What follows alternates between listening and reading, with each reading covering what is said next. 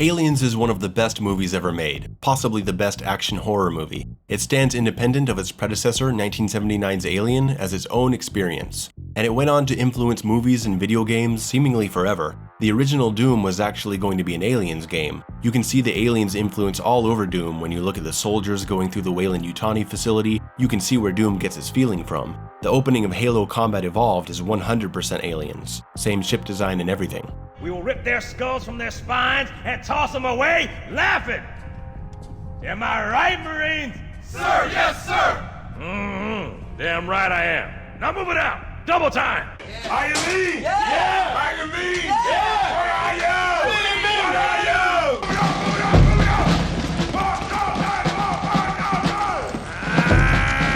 Absolutely badasses. Let's pack them in. Get in there. It won 2 Oscars and was nominated for another 5, including Sigourney Weaver as Best Actress, which never happens for action horror movies. And James Cameron solidified himself as a top Hollywood director, just 2 years after his debut film, The Terminator. Aliens is an excellent film. It's an important film. It's scary, it's exciting, it's moving. It's just as entertaining today as it was more than 30 years ago. But I'm not here to give you a review of the film. Maybe I'll do that someday, but today I just want to make some observations about the differences between the theatrical version and the director's cut. Plenty of movies get cut down in length because the studio thinks the movie is too long, and that can result in movies feeling like they're missing important pieces. You can end up with a movie like Kingdom of Heaven, which is like a totally different movie in the director's cut. The theatrical version of Blade Runner is pretty much disregarded by a lot of fans because of all the studio interference. But I think those are rare exceptions. I think when there's no pressure to manage runtime, directors can end up overindulging in scenes that are maybe unnecessary or overly long or any number of things. The director's cut of Donnie Darko, for example, which doesn't really benefit from its additions and even has the nerve to change the iconic soundtrack. There's something to be said for keeping things to a manageable runtime. You know how on regular TV, shows are kept to about 22 or 40-something minutes in length to make room for commercials? Well, now in the streaming world, they don't have to fit in all those commercial breaks, and show creators are free to make episodes longer. Episodes now seem like they're between 50 minutes to an hour each. Sometimes that's good in shows that benefit from that format, like Better Call Saul or Game of Thrones. But I'm sure you've noticed that with some other series today, the episodes can feel like they just go on and on. Or maybe a series is 8 episodes, but the story is too thin and it really could have just been 6 episodes without all the drawn-out scenes that take up space. HBO's The Outsider felt like that to me. Also Devs, the Hulu series. When you love a movie so much, it's easy to hear that there's an extended version with a bunch of extra scenes and get excited because you get to see more of this great film. But I think a great movie is rarely improved by an extended version. Take my favorite movie, RoboCop. The theatrical release is perfect, and there's a lightly extended version that has a couple of extended moments of violence that are pretty cool to have as additions, but there are no extra scenes. And if you told me there was a director's cut with 20 minutes of extra footage, I would say, no thanks, we don't want that. I'd like to see those scenes, but I don't want to see a version of the film that uses them. Because one of the most important reasons that RoboCop is so good is that it's paced and edited perfectly. There's not a moment where you feel like something is unnecessary or too long, and the movie flies by at a perfect hour and 40-minute length. If you screw with the pacing of the story, you create an imbalance that jeopardizes how the movie feels. So that brings us to Aliens Director's Cut, or Special Edition. It's unfortunate to say that this version of Aliens suffers from the problems I mentioned. It tends to feel a bit too long, it adds scenes that don't really enhance the established story as we know it, and the scenes that do have an effect end up changing things for the worse. I guess I'll go in sequential order from their appearance in the film.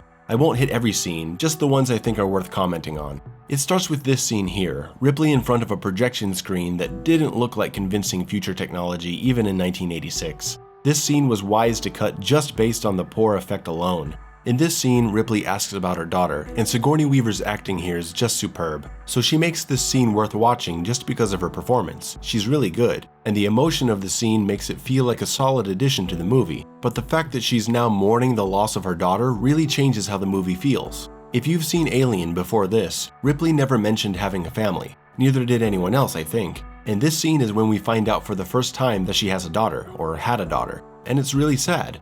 But this goes on to change how Ripley's connection with Newt feels. Ripley's desire to protect Newt now comes directly from her feelings about her own daughter. And I know that's what was originally intended by the script, but what I like more about the theatrical cut is that without the knowledge of Ripley being a mother, Her protectiveness over Newt comes from a different place, from a deep, genuine desire to protect an innocent child, to rescue something from this horrible nightmare world she's been in for 2 movies now, and from a natural maternal instinct that she has.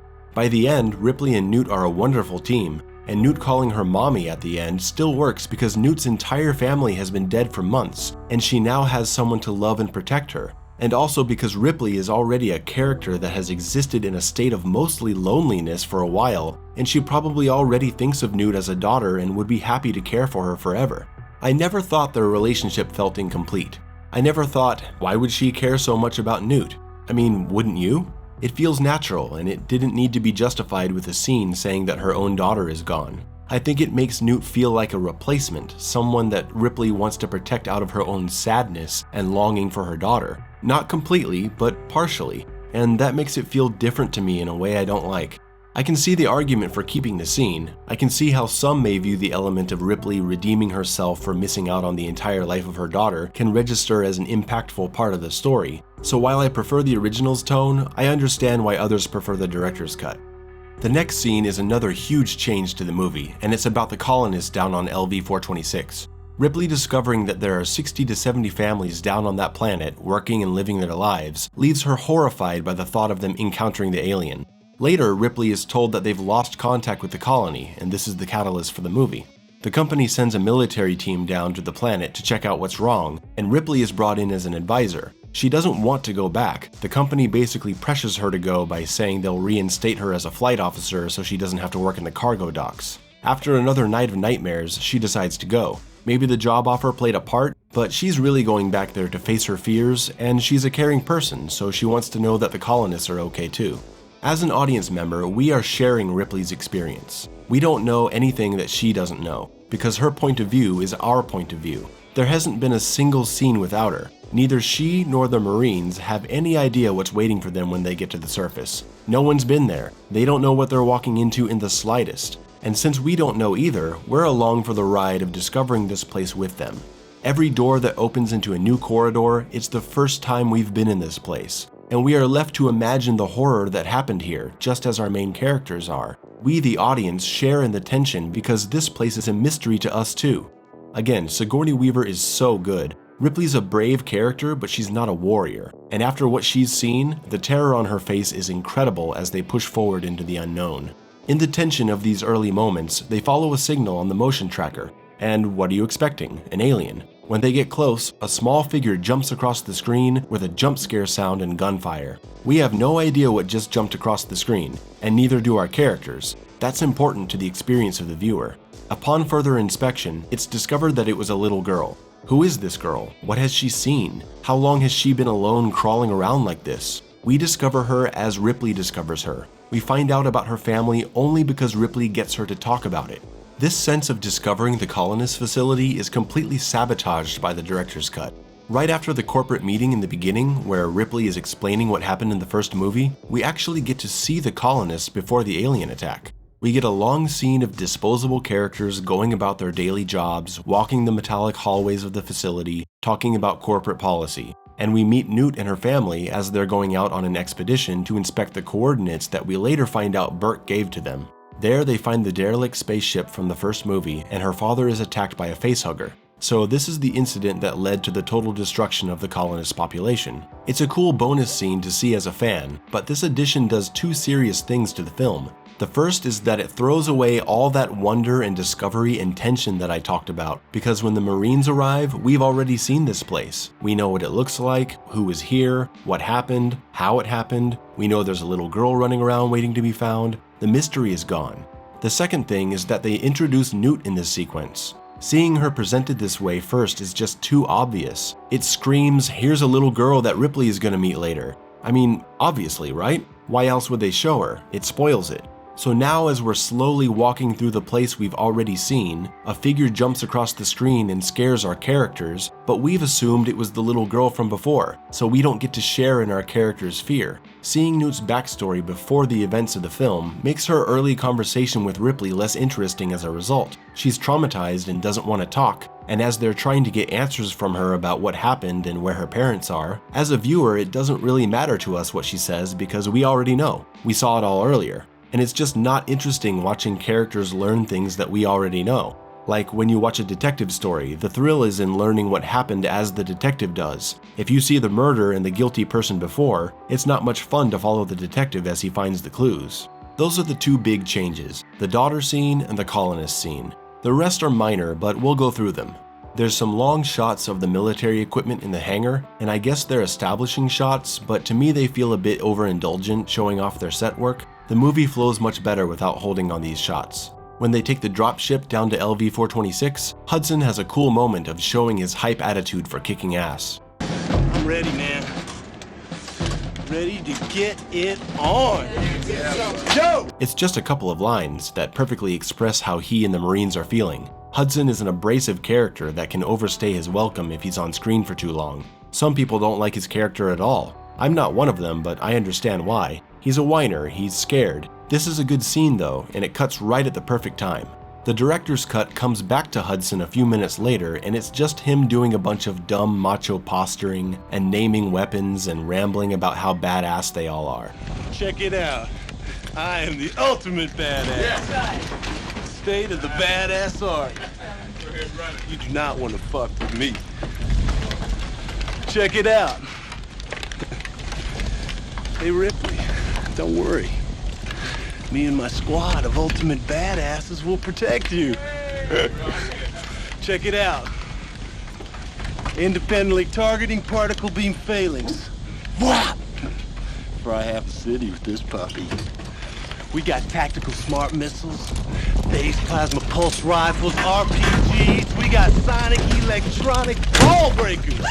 We got nukes. We got knives, sharp sticks. Knock it off, Hudson. All right, gear up. It's weird. It doesn't really add anything. It shows their overconfidence, but we already got that impression from the hangar scene. Look, man, I only need to know one thing. Where they are. Anytime, anywhere. So this scene ends up feeling a bit redundant, and it's always awkward for me to watch. The sentry turret scenes are the only scenes that I love in the director's cut.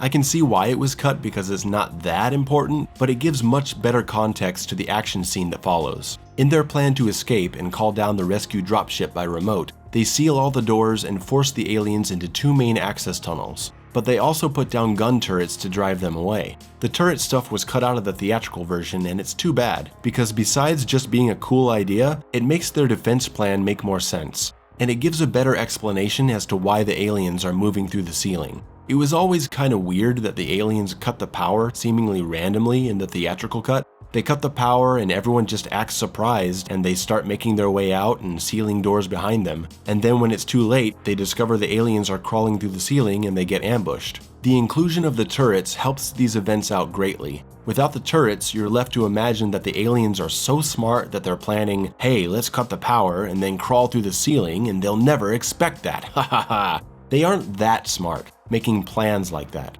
They just react to information in smart ways. Like when the Queen sees Ripley go up the elevator and then the other door opens and she's able to reason that she can go up too. It's reactionary intelligence. And it was weird that the aliens concocted some intricate plan about cutting the power and sneaking through the ceiling. But if there are gun turrets blocking their movement, you could reasonably see how them attacking power lines and fuse boxes could be a reactionary decision from the gun turrets, and that moving through the ceiling is also a reaction to not being able to move through the corridors. They're blocked and getting killed, so they figure out a way around. This scene is also a great way of keeping the tension in the air, knowing that the aliens are throwing huge numbers at these turrets, just desperate to get in and attack. It works, and it sucks that it got cut out. There's a little scene in the lab that gets extended in the director's cut that completely spoils the reveal of the Queen. The original has just a quick line from Ripley that plants the seed. Let's go through it again.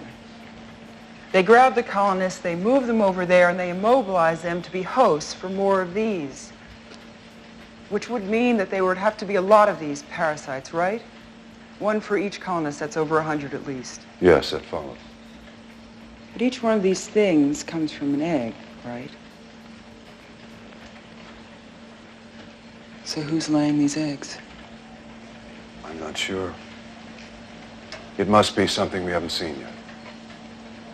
She says just enough to make you consider the question. The director's cut has Hudson say way too much about the Queen to where you're just waiting to see it after that. Hey, maybe it's like an ant hive. Bees, man. Bees have hives. You know what I mean. There's like one female that runs the whole show. Yes, the Queen. Yeah, the mama. She's badass, man. I mean big. These things ain't ants. I know Stupido. that.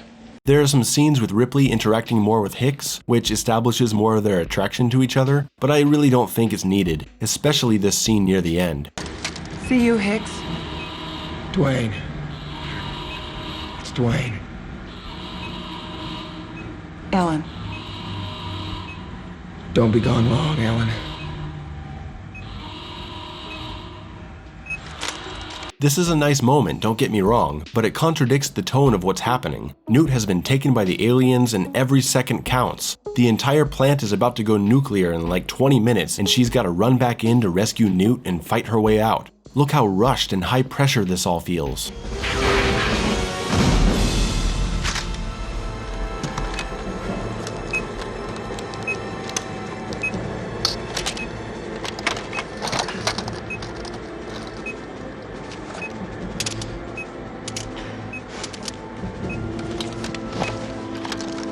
Ripley, I don't want to hear about it, Bishop. She's alive. There's still time. in 19 minutes, this area is going to be a cloud of vapor the size of Nebraska. Hicks, don't let him leave. We ain't going anywhere. Attention, emergency. All personnel must evacuate immediately. That all flows together perfectly, and then the director's cut just shoves this awkward goodbye of sorts to totally interrupt everything. I don't want to hear about it, Bishop. She's alive. There's still time. In 19 minutes, this area is going to be a cloud of vapor the size of Nebraska. Hicks, don't let him leave. We ain't going anywhere. See you, Hicks. Dwayne. It's Dwayne. Ellen. Don't be gone long, Ellen.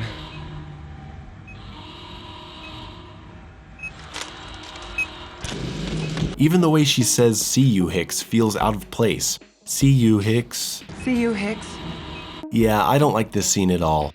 And there you go. That's why I think the theatrical cut is a far superior version. It flows better, it keeps the experience through the character's point of view, Ripley's relationship with Newt is more genuine, less interruptions. The added scenes in the director's cut are interesting. I think they make for good bonus content to watch as something separate. I just don't like their inclusion in the complete film. And the sad thing is that it can be difficult to find the theatrical version. Most places only sell or stream the special edition. If I could make my own perfect version, I would take the theatrical cut and integrate the sentry turret sequence. Maybe I will do that. Maybe I'll cut it together and just have my own personal version.